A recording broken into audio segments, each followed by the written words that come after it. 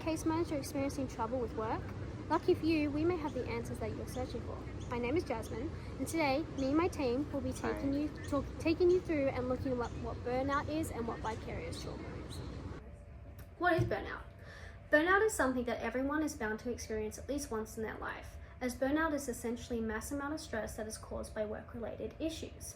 But to understand what burnout truly is, and why burnout is an issue, it's important for us to understand different types of stresses. Stress. Stress is the psychological, mental, and emotional distress from integration and exposure to demanding, unusual, or even new situations. Job stress. Job stress is the psychological, mental, and emotional distress from both the individual's experience and the organizational stresses inside the workplace. Organizational stress. Organizational stress is the response to the organizational stresses inside the workplace environment, people, situations that pose a threat to individuals' mental health. There are many different ways that burnout may be occurring to you, to which we will discuss later on. But why is burnout such an issue? When a case manager experiences burnout, it can cause individuals to lower their productivity, and counterproductive behaviors and attitudes may start to show. This can lead to a lack of motivation, which could in turn lead to a lack of engagement with the client and the caseworker's workload. This can compromise the safety and protection and even minimize help and rehabilitation of the case manager's client. Case managers need to stay vigilant and try to avoid burnout and find coping skills that can help them deal with current burnout, as if the burnout is not correctly dealt with and can lead to drastic outcomes for both the client and the individual. What is vicarious trauma? Vicarious trauma, more commonly known as secondary traumatic stress, or STS, refers to the psychological, emotional, and mental effects that individuals can experience from constant and prolonged exposure to the traumatic events and life situations of the client's lives. Regularly exposing or interacting with people's horrific traumas may lead to vicarious trauma, as listening and seeing the effects that the victims go through, such as abuse, sexual assault, violence, the list goes on, can have a long-lasting and powerful impact on a case manager's mental health. Those who experience vicarious trauma may also start to develop response to the trauma similar to the victim themselves, such as avoidant behavior, heightened emotional distress, nightmares, and so on. But why is it a problem? Vicarious trauma becomes a massive issue if a case manager is experiencing it, as it has a direct impact on their mental health and their social health. The impact on the case manager's mental state can impact their ability to work well and help others too. The mental toll impact of vicarious trauma has on the individual may lead to, as just discussed, burnout, leading to a lesser duty of care without necessarily knowing it. This can affect the case manager's relationship with the client and can also impact the way that the client receives help or the potential lack of help. A case manager cannot help a client to the best of their ability if they themselves need help and do not help themselves first. So now that we understand what burnout and vicarious trauma are, let's look at what actually causes them. My name is Shayla, and I'm going to discuss the causes of burnout and vicarious trauma in the context of case management. So causes of burnout and trauma. Burnout and vicarious trauma don't just appear overnight. They develop over time as a result of ongoing pressures, high emotional demands, and repeated exposure to stressful situations. In community corrections, one of the biggest contributors is workload and time pressure. Case officers often manage large caseloads, strict deadlines, and complex administrative tasks. Over time, this constant pressure can lead to exhaustion and emotional fatigue. Another major factor is exposure to trauma. Many clients in the criminal justice system have experienced significant hardship, such as violence, abuse, or loss. Hearing these stories regularly can take a toll as staff begin to absorb some of the pain and distress their clients have lived through. This is what we refer to as vicarious trauma. So also organisational causes like limited resources, high staff turnover, or a lack of supervision and recognition. When people feel unsupported by their workplace, the emotional weight of the job becomes much harder to manage. So role conflict also plays a big part. Case officers are expected to balance care with compliance, offering support and rehabilitation, while also enforcing rules and managing risk. That tension can create internal stress and frustration. And finally, personal factors can increase vulnerability. People who are highly empathetic or perfectionistic may find it difficult to switch off after work or set healthy emotional boundaries. When self-care is neglected, it becomes easier for stress to build up and much harder to recover. Over time, these pressures start to show, emotionally, physically, and behaviourally. Recognising these signs early is crucial. So, signs of burnout and trauma. Burnout often shows up first as emotional and physical exhaustion. You might feel constantly tired, have trouble sleeping, or experience frequent headaches or tension. Many people begin to feel cynical or detached, losing motivation or empathy toward their clients. You might find yourself thinking, what's the point? Or feeling like you're just going through the motions. Work performance can also be affected. Concentration drops, mistakes increase, and it becomes harder to feel effective or satisfied in your role. Some people may start withdrawing, avoiding colleagues, or taking more sick days than usual.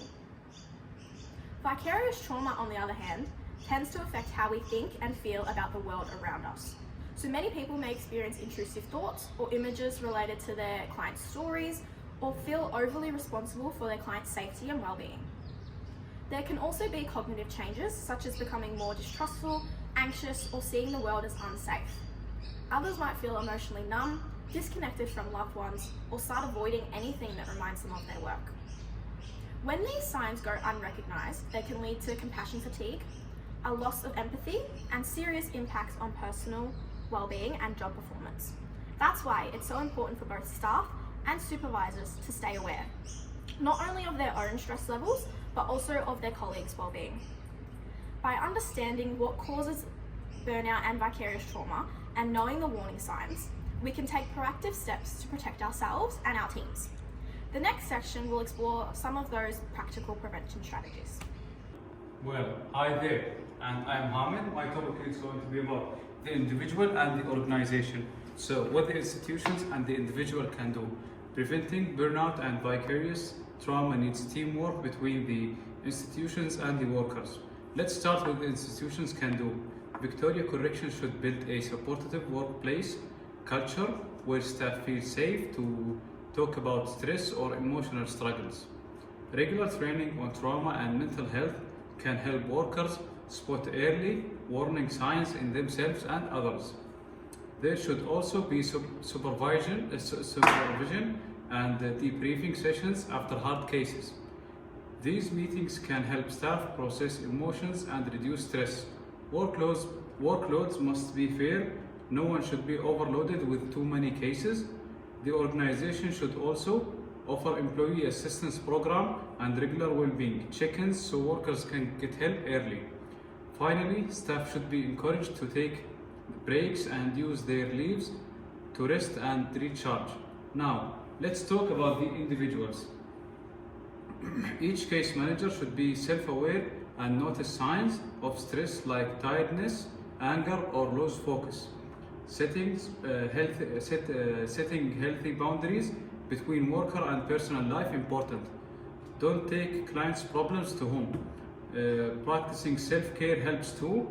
Things like exercise, good sleep, and healthy eating. If someone feels overwhelmed, it's okay to ask help from supervisors or counselors.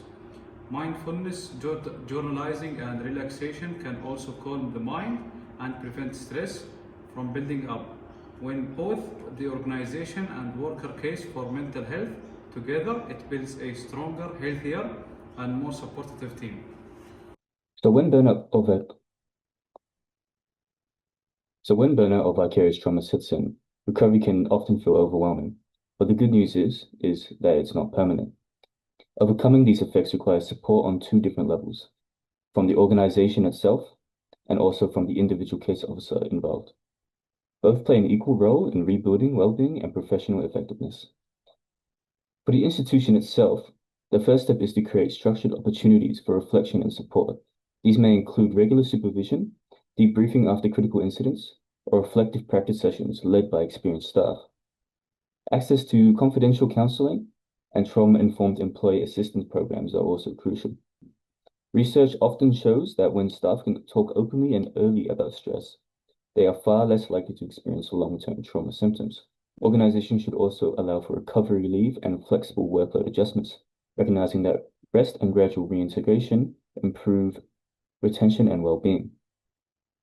Finally, cultural changes matter. Leadership needs to acknowledge emotional fatigue as an occupational risk and not a weakness. Promoting awareness, peer check-ins, and open conversations help build a supportive and resilient workplace culture. For the case officer involved, recovery starts with re-establishing boundaries. That means leaving work at work, setting clear start and finish times, and reconnecting with personal life.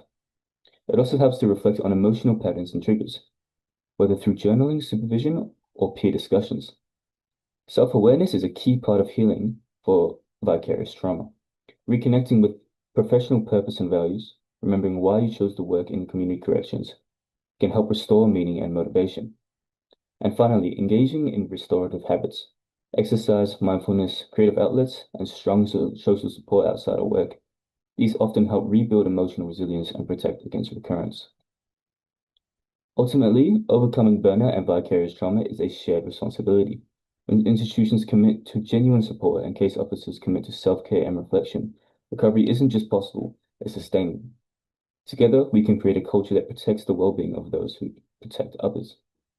Thank you so much for engaging in today's video. Today we covered some potentially heavy topics, so just remember to always contact support from your organization if needed. And once again, thank you for watching.